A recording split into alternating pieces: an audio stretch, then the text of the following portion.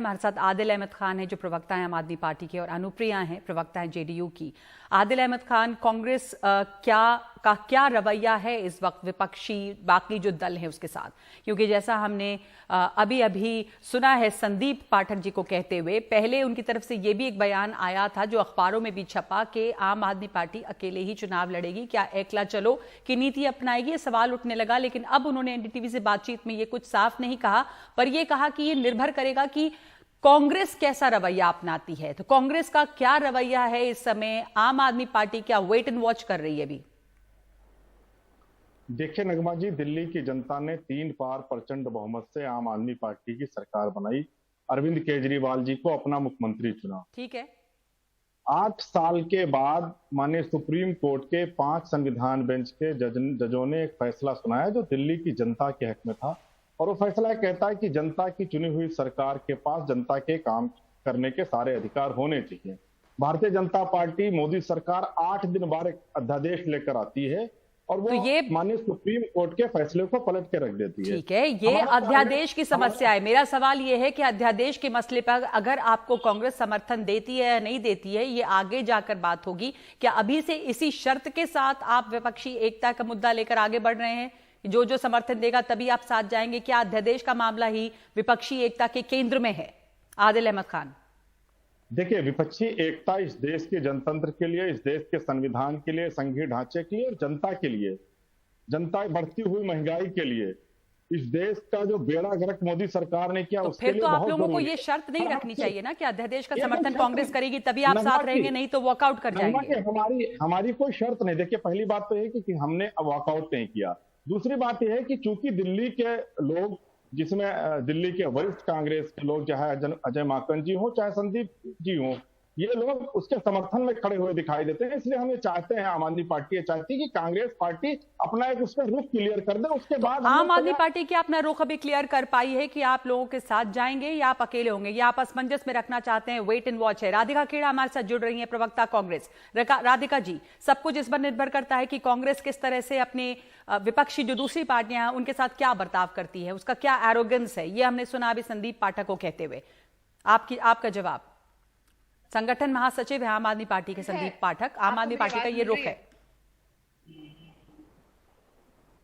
राधिका खेड़ा जी।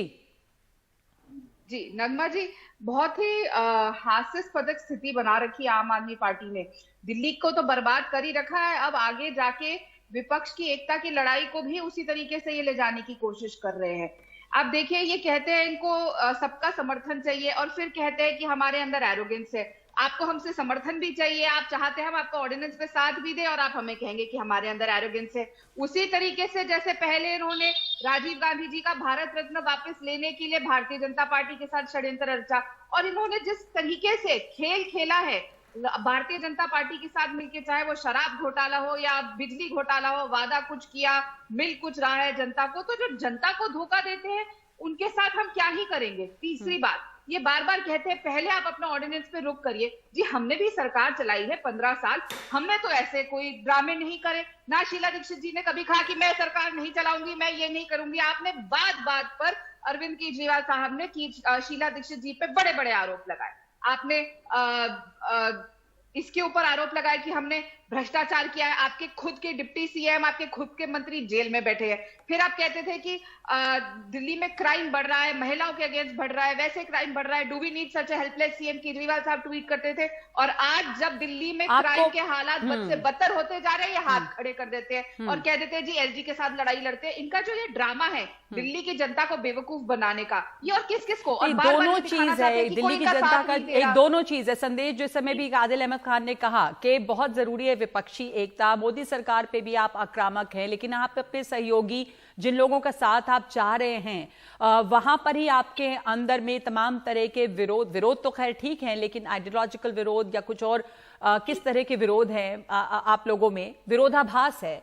अनुप्रिया जी, JDU इसमें बहुत अगुवाई में रही कि विपक्षी एकता हो, एक गुट बने जो एक साथ मिलकर राष्ट्रीय स्तर पे सरकार को चुनौती दे सके, जो इस समय मौजूदा सरकार है उसको चुनौती दे सके।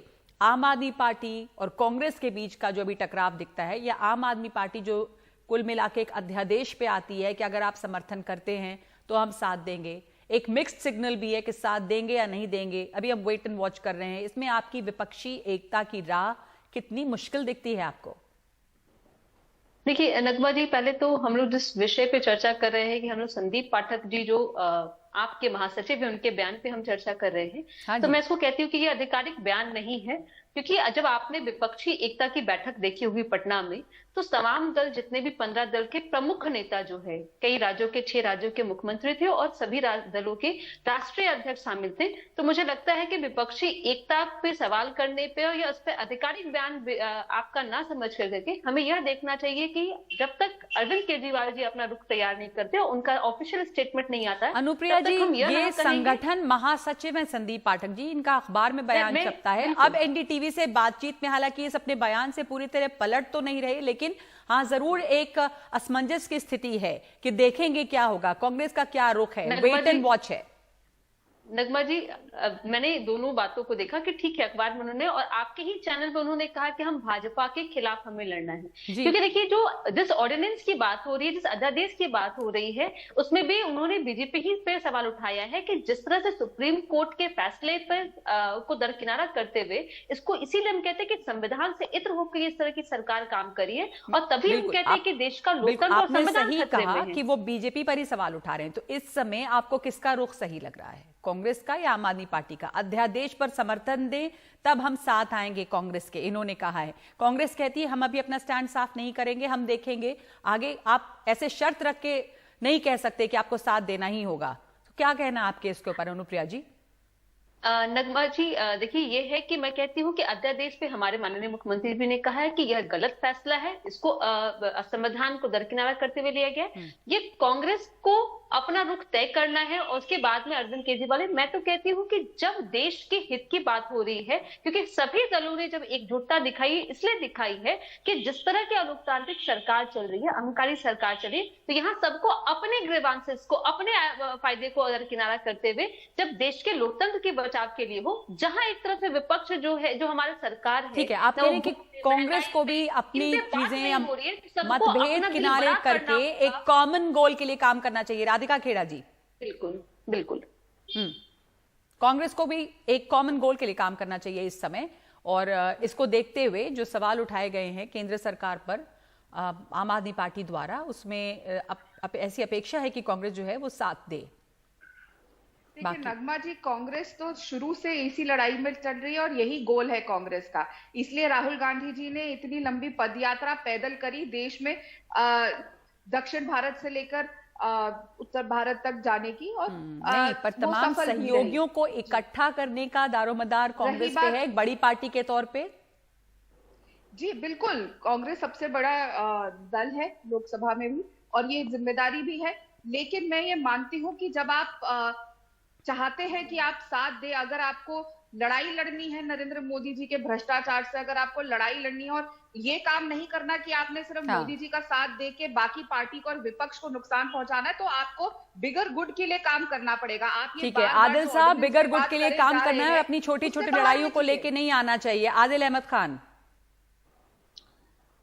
अब देखिए नगमा जी, ये कोई छोटी लड़ाई नहीं है। नहीं, ये लड़ाई नहीं, वो तो कह रहे हैं कि ये बिगर गुड, सबका भला होना चाहिए, सिर्फ आम आदमी पार्टी अपना नहीं सोच सकती। देखिए, आम आदमी पार्टी के राष्ट्रीय संयोजक आदरणीय अरविंद केजरीवाल जी पटना गए थे, सबको पता है। तो हम वहां गए थे, हम विपक्षी एकता में शामिल हुए थे, और हम लोगों ने हमारी सिर्फ छोटी सी बात और अपनी शर्तों के साथ, नहीं कोई शर्त नहीं है। देखिए, दिल्ली के 2 करोड़ लोगों के साथ जो धोखा किया है भारतीय जनता पार्टी ने, उसकी बात है। हम इकट्ठा क्यों होते नगमा जी? हम सिर्फ इसीलिए इकट्ठा हुए थे ना कि नरेंद्र मोदी जी ने जो इस देश के संघीय ढांचे को, जनतंत्र को, इस देश के संविधान का तार तार किया है, उसके खिलाफ ही तो हम सारे इकट्ठा हुए थे। बिल्कुल बिल्कुल, आपका कहना है कि दिल्ली की जनता या दिल्ली सरकार के साथ जो हुआ उसमें सब साथ दें आपका?